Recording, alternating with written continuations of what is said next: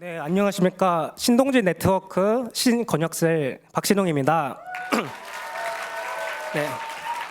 네, 우선 제가 지금 목이 좀 안 좋아서 전달이 조금 잘 안 될 수도 있는데 열심히 해보겠습니다. 네. 먼저 주님과 단절된 탕자의 삶에서 저에게 은혜를 주시고 변화시켜 주신 하나님께 감사 인사드립니다. 저는 주님을 만난 지 2개월밖에 되지 않았습니다. 올해 1월에 있었던 청년 수련회 때 주님을 뜨겁게 만나 변화되었는데요. 주님을 만나고 변화된 저의 이야기를 간증하겠습니다. 저는 모태신앙으로부터 시작하여 상강교회는 다닌 지 10년이 넘었습니다. 저는 교회는 오래 다녔지만 늘 오전 예배만 끝나면 바로 집으로 도망가고 심지어 조금이라도 아는 내용의 설교가 나온다면 바로 핸드폰을 꺼내서 하는 썬데이 크리스천보다 못한 신앙생활을 이어왔습니다. 가족들과도 다른 트러블은 없었지만 교회와 관련된 트러블은 있었습니다. 예를 들면 저의 장기 결석이 길어지자 교회를 잘 좀 다녀달라고 하면 좋겠다는 부모님의 말에 그러면 엄마가 내 인생 대신 살아 이렇게 말을 심하게 하거나 제 동생인 친혁이가 교회를 거의 매일 간다 싶으니까 너는 목사님도 아닌데 왜 그렇게 교회를 맨날 가냐, 넌 지금 교회 갈 때가 아니라 취업 준비할 때야, 정신 좀 차려라고 독서를 퍼붓기도 했는데요. 이러한 교회 생활을 하던 중 점점 교회에 나오는 시간조차 아까워져서 작년 하반기에 신혁이한테 내가 교회를 2024년까지만 다닐 테니까 그래도 하나님이 믿어지지 않는다면 2025년부터는 교회를 다니지 않겠다고 말을 하였습니다. 대신 2024년이 끝날 때까지는 교회를 열심히 다녀보기로 하고 저는 오전 예배뿐만 아니라 그동안 드리지 않았던 오후 예배, 셀 모임, 그리고 생명그룹까지 참여하여 그래도 나름 최선을 다하였습니다. 네, 그렇게 2025년이 되었을 때 아쉽게도 여전히 하나님이 믿어지지가 않았습니다. 하지만 교회 다니는 것을 곧바로 그만두지는 않고 동생이 강제로 신청했던 청년수련회가 1월 초에 남아있었기에 그래도 수련회니까 그곳에는 무엇이 있겠지, 이걸로도 안 믿어지면 다시는 교회를 가지 않겠다는 생각으로 수련회까지만 참여하려 했습니다.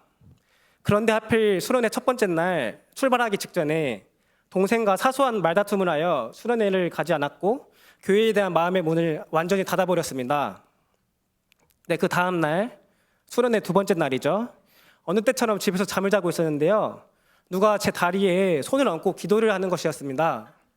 네, 그분은 바로 저의 어머니였습니다. 만약 여러분은 잠을 자고 있는데 어머니가 다리에 손을 대고 기도를 해준다면 어떤 생각이 들 것 같나요? 감사한 마음, 고마운 마음, 이런 마음이 들 수 있겠지만 저는 잘 자고 있었는데 또 깼네라는 생각이 들었습니다. 왜냐하면 저희 어머니께서는 이렇게 출근하시기 전에 자녀에게 기도해 주시는 것을 횟수로만 7년 넘게 해주시기 때문에 이것은 저에게 반복되는 일상처럼 느껴졌기 때문입니다. 그러나 그날은 그 기도가 또 깼네 라고만 받아들여지는 것이 아니라 하나님이 뭐길래 어머니께서는 7년 넘도록 이렇게 기도를 해주신 거지 하면서 어머니의 기도 덕분에 하나님에 대한 궁금증이 생겨서 수련회장으로 출발하였습니다. 수련회에서는 말씀 간증 시간이 진행되고 있었는데요. 그때 간증하던 리더님이 이런 질문을 했습니다. 여러분은 교회를 왜 다니시나요? 그 질문을 마주한 순간 저는 단 한마디의 대답도 못하는 것이었습니다. 저는 수련회 온 것이 여기서마저 하나님이 믿어지지 않는다면 그만두겠다는 생각을 가지고 왔었기에 교회를 정말 왜 다녀야 할까라는 고민이 계속 머릿속을 떠나지 않았습니다. 결국 그날 저녁 집회가 끝날 때까지 저는 이 질문만을 계속 생각하였습니다. 교회 다니는 거 나중에 천국 가라고 다니는 거 아니냐부터 시작해서 천국은 금으로 이루어졌다고 하는데 천국이 겨우 그런 거라면 그렇게까지 가고 싶지 않은데, 아니면 하나님이 있다고 해도 왜 신앙생활을 해야 하지, 이런 끊임없는 의문만 계속되었습니다. 그렇게 고민하던 중에 과거 생명그룹 시간에 들었던 간증 중 하나님으로부터 받는 사랑이 자신의 가장 중요한 가치다라고 들었던 말이 생각났었습니다. 정말로 하나님의 사랑을 느끼지 못한다면 천국을 가도 무슨 의미가 있을까라는 생각에 이르렀습니다.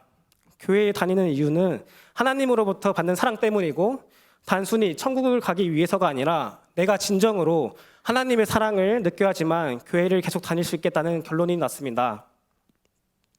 그 다음 날인 수련회 마지막 날은 회사에 출근을 해야 되기 때문에 수련회 자체를 참석하지 못하는 일정이었습니다. 하지만 출근을 하여서도 제 머릿속에서는 하나님의 사랑을 어떻게 하면 느낄 수 있는 걸까에 대한 생각으로만 가득 차 있었습니다.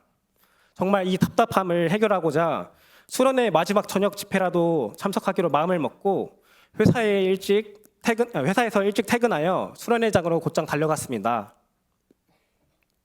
수련회 마지막 밤인 그날이 저에게는 정말 주님께 기도하는 마지막이라고 생각하고 오늘 밤 하나님의 사랑을 느끼지 못한다면 하나님과는 영영 끝이라는 생각을 갖고 난생 처음으로 뜨겁게 기도하였습니다.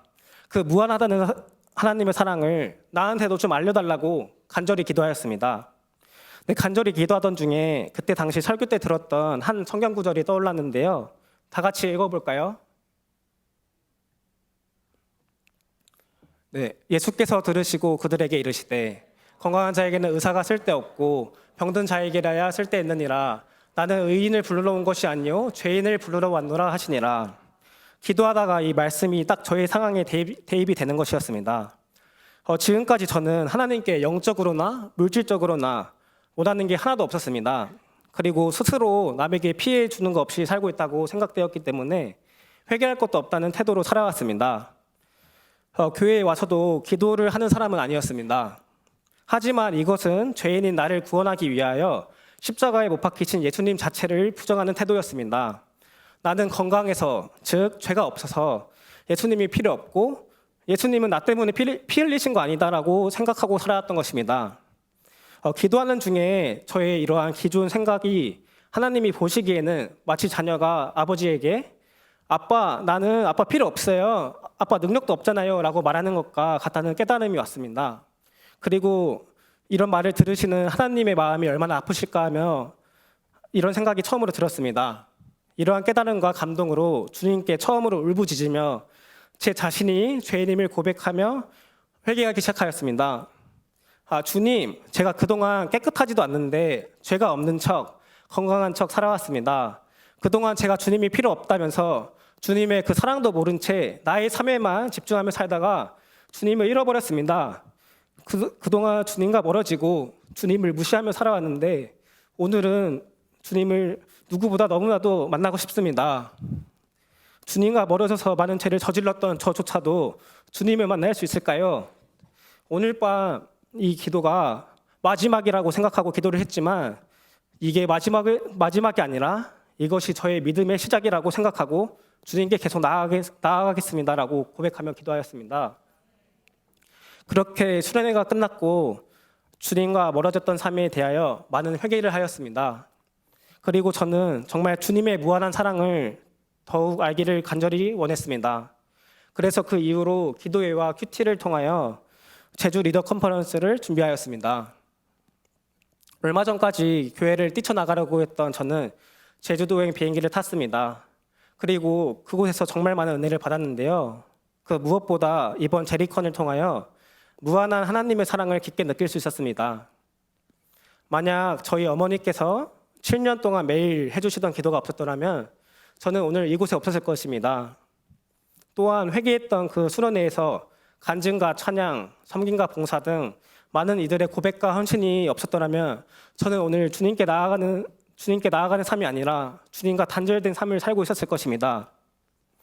정말 수련회부터 자리컨까지 누군가의 믿음의 고백과 간증 그리고 기도를 통하여 은혜 받고 변화되었기에 저 또한 제가 받은 사랑과 은혜를 전함으로써 다른 믿지 않는 이들을 변화시키는 삶을 살겠다라는 믿음의 고백이 나왔습니다.